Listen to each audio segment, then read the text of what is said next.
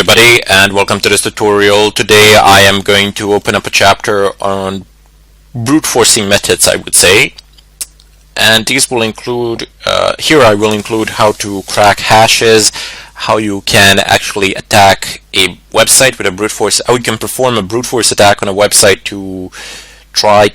in order to try to guess the combination of usernames and passwords. But more importantly, you do need to know that there is a way to crack those hashes and how you can crack them. So basically I will go over a couple of tools. One of them will be Find My Hash, which is an online tool. Also another one which is extremely popular, it's called John the Ripper, and then we'll jump into Hydra, which actually enables you to attempt multiple usernames and passwords on a website.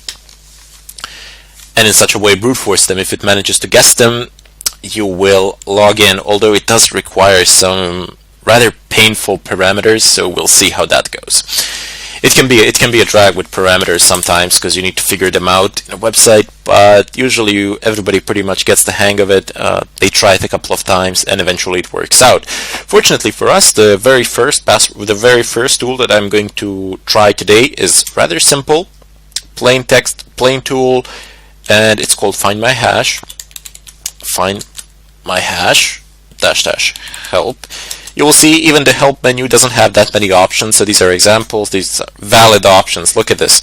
So it only has 3 valid options. It says if your hash cannot be cracked, search it on Google and show all the results. Note, this option only works with -h, one hash input option. For files, you can have a file of hashes, so there are a few things to take into consideration when creating a file of different hashes. So it says one hash per line, nothing in between. So you type in one hash, you press enter, you copy paste the next one, press enter, and so on and so forth. And all of them have to be of the same type. Up above, straight in the beginning, you have types of hashes which are supported. So MD4, MD5, I don't know, Ghost, Shot, 512, and so on and so forth. So these are the ones that are supported. Any other, I'm afraid it's not going to work with this program. Here you have the general syntax, and the general syntax you can disregard this portion of the syntax. You don't need to type this in. You can just type in Find My Hash and then the rest. Let's just go down. Excellent. Clear the screen. Also, another thing to take into consideration, that you have a lot of websites out there which you can use to attempt to decrypt your stuff. Here I'm using like md5lab.com, and I've I've requested that it decrypts a certain hash. The hash that I've actually asked it to decrypt is hey223 ! And this is it. Now, it is highly unlikely that you will be able to decrypt this on your local computer, primarily because it contains 3 sets of you have letters, you have numbers, and then you have these signs as well, which is an exclamation mark. If it was hey223, it would probably break it, but with exclamation marks, it's going to be a bit more difficult. Anyway, I'm just going to Control-C this. I want to save this to see if it actually manages to finish later, so I can show you. 223, and because you should always remember that you have a ton of resources out there on the net that you can utilize, and those machines are probably a lot faster than your local machines, as they are server machines. So if you can find something for free, great. If you can't, oh well. Anyway, let's go and type in Find My Hash. Find My Hash, and we're gonna say that it's gonna be MD5, as this is a really common one. This is I do believe that this is the one used in the database that we've previously cracked. So if you extract hashes such as those from a database, you can crack them via this algorithm, in this fashion. So -h for hash, and now we need to go ahead and create a hash. I don't know, what are we going to type in here? Let's use something simple to begin with, and then later on we can use a more complex things. But I want to primarily use something simple now so that it finishes in some reasonable amount of time, as opposed to having to wait for an hour or something like that. So let's just type in hey. That's quite simple, and we'll try. Let's just see if this one works out, and then we can try another one. I think this one should go relatively fast. And there we go. It is analyzing it with different things. We're going straight through. You can see the sites here as well. So it's going, and it's done. So the following hashes were cracked. And this is so weird that somebody was lazy to. Somebody actually didn't bother to put an if statement somewhere. But oh well, the tool is free, so my credits to the authors of the tool. But a single if statement could actually fix this.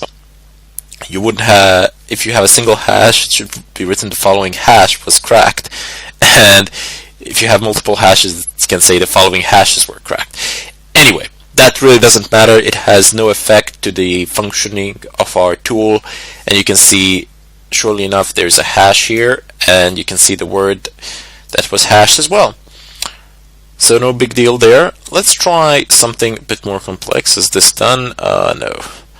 It's probably not going to finish, but anyway, what the hell, I might as well try. 1, 2, 3. Let's try hey, 1, 2, 3. So letters and numbers, and increased length as well. Paste, press enter, and it's going. This might take a bit longer. However, I just want to show you if it becomes too long before I actually finish what I have to say. If it continues after I said what I wanted to say, I'm gonna stop it. But no, apparently no. It's so a 6-character password, including numbers and digits, is cracked. Yeah, let's just try one more for the fun of it. So hey. 1, 2, 3, I don't know, let's leave 1, 2, 3. Let's just increase this to hey with capital letters, and let's add an exclamation mark. I purely doubt it's going to be able to crack this, maybe because I've used hey and 1, 2, 3, but let's see. If it does crack it, I'm going to be amazed. Because just adding those strange characters that you generally don't see in passwords or usernames, like exclamation marks, asterisk signs, greater than, lesser than, etc. You really make it a lot more difficult for any sort of brute forcing software to actually crack it. Primarily because, okay, so if you have letters and numbers, you have a certain amount of you have a fixed amount of characters, so it's a smaller number, and if you use characters, oh man, that increases the amount of possible combinations exponentially. Because I don't know, you have like you have 10 possible numbers, and then you have the English alphabet plus English alphabet. But if you have all these numbers and all these other signs like quotation marks, single quotation marks, double quotation marks, parentheses, brackets, curly brackets, percentages, ampersand signs, slashes, backslashes, pipes, yeah. The amount of combination is staggering, and yeah, it's unlikely to be cracked. Just like with this one that we're doing now, we are unable to crack it, even though it's fairly simple. It just has an exclamation mark here. But people, as I've said, generally, in a significant amount of cases, definitely above 50%, do not use these sort of markations in their passwords, primarily because it's hard to remember. And a lot of people don't tend to log in these days into anything. They just stay logged in, or Firefox remembers their passwords, or Chrome, or whatever, and they don't want such passwords. I mean, this exclamation mark is not a general thing. Trust me. People generally don't put it. It would usually be hey 1, 2, 3, and that's gonna get cracked. But in any case, it looks like that it won't actually manage to crack it. If it does, I will let you guys know, but I purely doubt it that it will. Usually, I do believe that this is usually the last one that runs, but in any case, I want to bid you farewell, and in the next tutorial we will actually use some other tools. I do believe it's going to be John the Ripper. Okay, so there we go. It wasn't actually cracked. Yeah, it can't actually crack this one, but let's see if we can do some Google searching with it. Up. No, don't.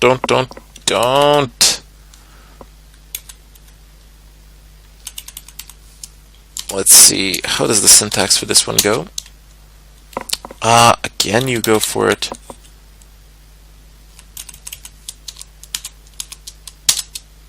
The hash wasn't found in any database. Maybe Google has an idea. Google doesn't have any results. So sorry. Okay. So yeah, you're not going to be able to crack this hash. But what you can do is basically copy it. This is one more thing that I've done here, but here's what you can do as well to duplicate the procedure. Just copy it here, and then see what Google has to say for real. So there's an md5decoder.org, and that seems to be the only site with this particular hash. And this is in some foreign language, but it doesn't really matter. Control F, hashes are universal in all languages. Apparently, nope, this is not where we need to be.